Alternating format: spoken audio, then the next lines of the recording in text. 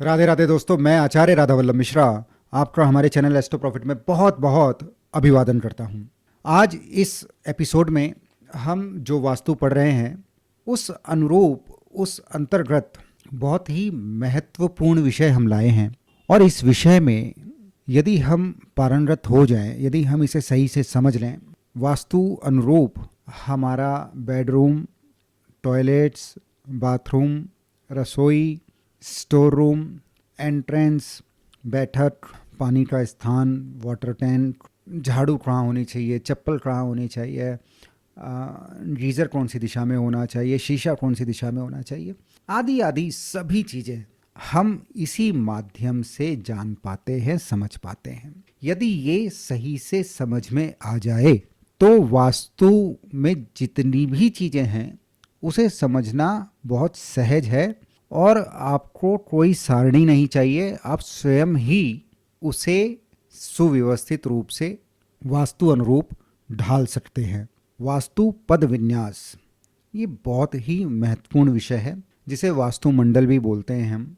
इसमें वास्तु से संबंधित 45 स्वभाव वाली ऊर्जाएं हैं जो विभिन्न विभिन्न असर हमारे ऊपर, हमारे जीवन पर, हमारे वास्तु पर डालती हैं।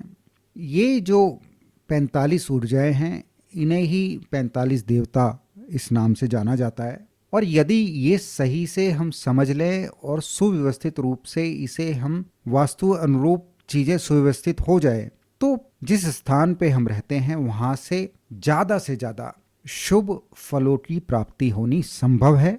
और विपरीत यदि हम सोचें और ये सब चीज़ें अनुरूप ना हो, व्यवस्थित ना हो, तो हमारी सफलताओं में, हमारे रोज़मर्रा के जीवन पे वो हमारे मनोचित पे बुरा प्रभाव डालती है और उस वजह से हमें सफलता प्राप्त होने में समस्याएं आती हैं, या ऐसा भी बोलें विफलताएं प्राप्त होती हैं।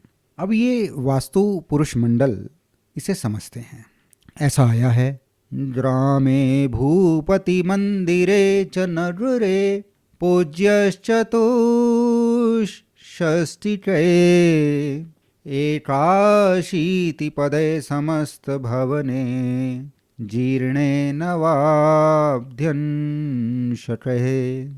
आप जब गांव अथवा शहर अथवा भूपति मंदिर अर्थात राजमहल जब बनाया जाता है तब 64 पद वास्तु पर ध्यान देना चाहिए।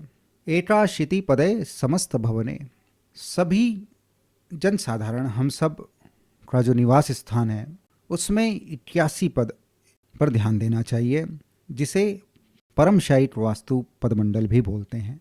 जीर्णोद्धार में 49 पद वास्तु पद विन्यास होना चाहिए। सभी प्रकार के प्रासाद अर्थात देवालय जो हम बनाते हैं, मंदिर जो बनते हैं या मंडप जो बनाते हैं हम, उसमें 100 पद वास्तु।